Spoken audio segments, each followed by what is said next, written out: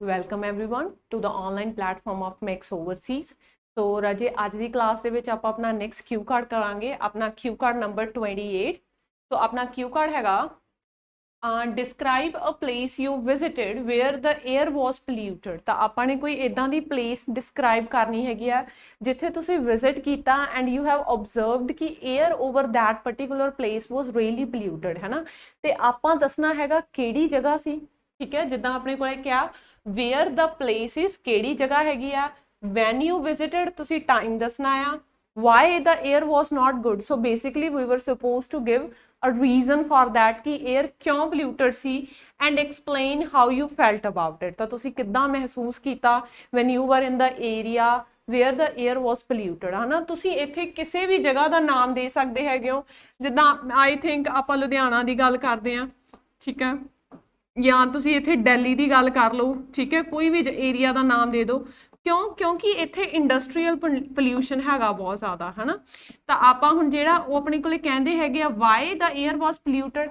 ਇੱਕ ਤਾਂ ਆਪਾਂ ਕਹਿ ਸਕਦੇ ਹਾਂ ਕਿ ਉਸ ਏਰੀਆ ਦੇ ਵਿੱਚ ਬੜੀਆਂ ਸਾਰੀਆਂ ਇੰਡਸਟਰੀਜ਼ ਹੈਗੀਆਂ ਜਿਹਦੇ ਕਰਕੇ ਉੱਥੇ ਬੜਾ ਪੋਲਿਊਸ਼ਨ ਹੈਗਾ ਹਨਾ ਫਿਰ ਤੁਸੀਂ ਉੱਥੇ ਗੱਲ ਕਰ ਸਕਦੇ ਹੈਗੇ ਹੋ ਕਿ ਉੱਥੇ ਜਿਹੜਾ ਹੈਗਾ ਟ੍ਰੈਫਿਕ ਕੰਜੈਸ਼ਨ ਜਿਹੜਾ ਹੈਗਾ ਜਾਂ ਟ੍ਰੈਫਿਕ ਜੈਮ ਜਿਹੜੇ ਹੈਗੇ ਆ ਉਹ ਇੱਕ ਕਾਮਨ ਪ੍ਰੋਬਲਮ ਹੈ ਤਾਂ ਜਿਹਦੀ ਵਜ੍ਹਾ ਕਰਕੇ ਉਸ ਪਾਰਟਿਕੂਲਰ ਏਰੀਆ ਦੇ ਵਿੱਚ ਜਿਹੜਾ ਹੈਗਾ ਪੋਲਿਊਸ਼ਨ ਬਹੁਤ ਜ਼ਿਆਦਾ ਆ ਤਾਂ ਆਪਾਂ ਇਹਦੀ ਵੀ ਇੱਥੇ ਗੱਲ ਕਰ ਸਕਦੇ ਹੈਗੇ ਆ ਹਨਾ ਫਿਰ ਉਹ ਕਹਿੰਦੇ ਕਿ ਤੁਸੀਂ ਕਿੱਦਾਂ ਫੀਲ ਕੀਤਾ ਇਸ ਚੀਜ਼ ਨਾਲ ਤਾਂ ਮੈਂ ਕਹਿ ਸਕਦੀ ਹਾਂ ਕਿ as am born and brought up in an clean environment ਹੈ ਨਾ ਕਿ ਮੈਂ ਵੱਡੀ ਹੋਈ ਹਾਂ ਜਾਂ ਤੁਸੀਂ ਇੱਥੇ ਕਹਿ ਸਕਦੇ ਹੋ ਕਿ ਜਿਹੜੇ ਬੱਚੇ ਪਿੰਡਾਂ ਨੂੰ ਬਿਲੋਂਗ ਕਰਦੇ ਆ ਤਾਂ ਮੈਂ ਵੀ ਕੰਟਰੀ ਸਾਈਡ ਏਰੀਆ ਨੂੰ ਬਿਲੋਂਗ ਕਰਦਾ ਆ ਜਿਹਦੀ ਵਜ੍ਹਾ ਕਰਕੇ ਮੈਂ ਹਮੇਸ਼ਾ ਤੋਂ ਇਦਾਂ ਦੀ ਜਗ੍ਹਾ ਦੇ ਵਿੱਚ ਰਿਹਾ ਆ ਜਿੱਥੇ 에ਅਰ ਕਾਫੀ ਜ਼ਿਆਦਾ ਫਰੈਸ਼ ਹੈਗੀ ਆ ਤੇ ਜਦੋਂ ਮੈਂ ਉਸ ਪਾਰਟਿਕੂਲਰ ਜਗ੍ਹਾ ਨੂੰ ਵਿਜ਼ਿਟ ਕੀਤਾ it was like a nightmare for me ਤਾਂ ਜਿਹੜਾ ਨਾਈਟਮੇਅਰ ਹੋ ਗਿਆ ਡਰਾਵਨਾ ਸੁਪਨਾ ਹਨਾ ਤਾਂ ਆਪਾਂ ਇੱਥੇ ਵੋਕੈਬ ਦਾ ਵਰਡ ਪਾ ਸਕਦੇ ਆ ਕਿ ਇਹ ਚੀਜ਼ ਕੀ ਸੀ ਮੇਰੇ ਲਈ ਇੱਕ ਨਾਈਟਮੇਅਰ ਸੀ ਮੇਰੇ ਲਈ ਇੱਕ ਡਰਾਵਨੇ ਸੁਪਨੇ ਦੀ ਤਰ੍ਹਾਂ ਸੀ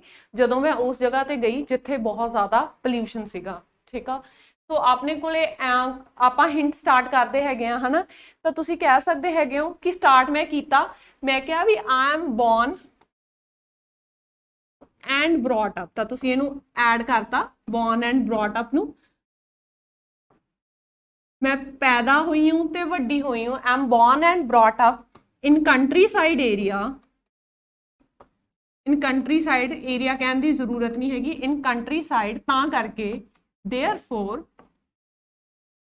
I'm used to breathing in or I'm used to ਜੇ ਤੁਸੀਂ vocab ਪਾਉਣਾ ਹੈਗਾ ਤਾਂ inhale ਕਰਨਾ inhale ਤੋਂ ਕੀ word ਬਣ ਗਿਆ inhaling I'm used to inhaling fresh air ਹਨਾ ਤਾਂ ਮੈਂ ਕਿਹਾ ਵੀ ਹੁਣ ਇਹਨੂੰ ਤੁਸੀਂ since ਤੋਂ start ਕਰ ਸਕਦੇ ਹੋ ਕਿਉਂਕਿ ਹਨਾ since ਤੋਂ as ਤੋਂ because ਤੋਂ ਚਲੋ ਅੱਛਾ ਜਿਹਾ ਨਹੀਂ ਲੱਗ ਰਿਹਾ since ਤੋਂ start ਕਰ ਲਿਆ ਮੈਂ ਕਿਹਾ ਵੀ since I'm born and brought up in countryside area I'm used to inhaling fresh air and here I'd like to share my experience of visiting an industrial city Delhi ਠੀਕ ਆ ਜੀ ਹੁਣ ਉਹਨਾਂ ਨੇ ਕਿਹਾ where it was ਤਾਂ ਆਪਾਂ ਇੱਥੇ ਕਹਿਤਾ capital of my country Delhi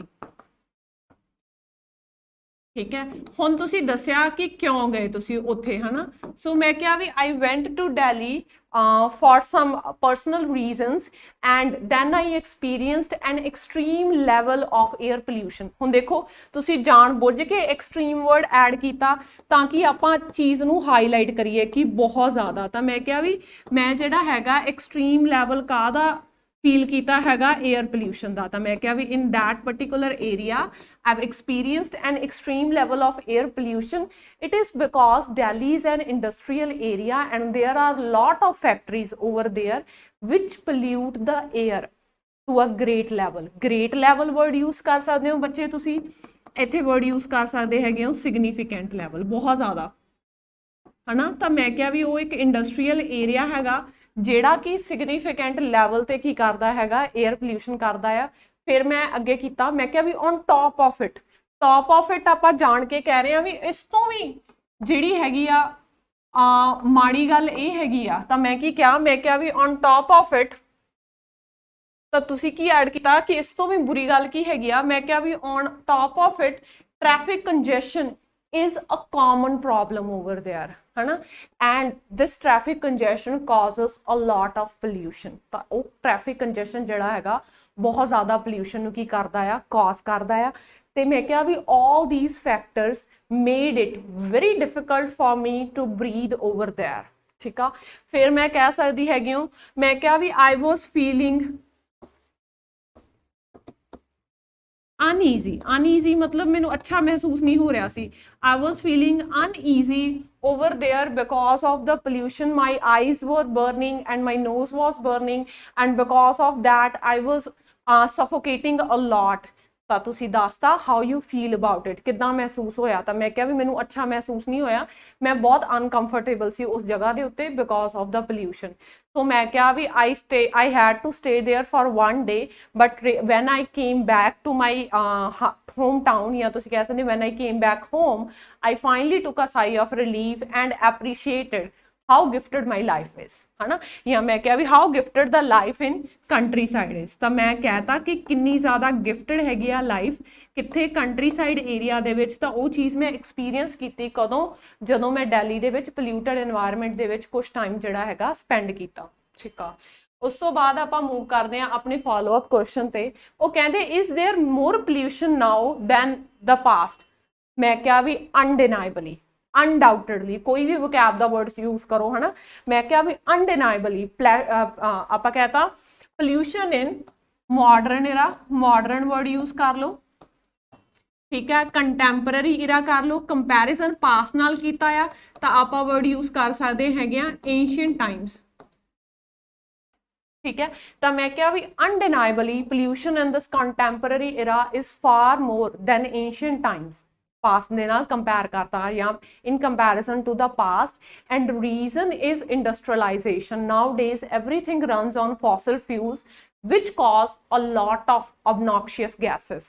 ਹੁਣ ਦੇਖੋ ਆਪਣੇ ਕੋਲ ਇੱਕ ਵਰਡ ਆਪਾਂ ਯੂਜ਼ ਕੀਤਾ fossil fuel, ਜਿਹੜੇ ਕੀ ਕਰਦੇ ਕੀ ਆ, ਪ੍ਰੋਡਿਊਸ ਕਰਦੇ ਆ ਕਿਹੜੀਆਂ ਗੈਸਿਸ, obnoxious। obnoxious ਕਿਹੜੀਆਂ ਹੋ ਗਈਆਂ, harmful, ठीक है। या फिर मैं कह सकती हूँ these vehicles or these fossil fuels running industries cause a lot of pollution, and definitely in modern times pollution is the highest ਆਪਾਂ ranking देती कि सब तो ज़्यादा हैगा आ, ठीक है।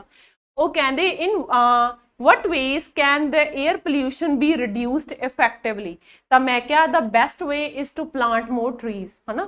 फिर ਆਪਾਂ ਇੱਥੇ ਕਹਿ ਸਕਦੇ ਹਾਂ ਕਿ ਆਪਾਂ ਨੇ eco friendly ਮੈਥਡਸ ਨੂੰ ਫੋਲੋ ਕਰਨਾ ਹੈ। ਤਾਂ ਇਕੋ ਫਰੈਂਡਲੀ ਕਿਹੜੇ ਹੋ ਗਏ, ਜਿਹੜੇ এনवायरमेंट ਫਰੈਂਡਲੀ ਹੈਗੇ ਆ।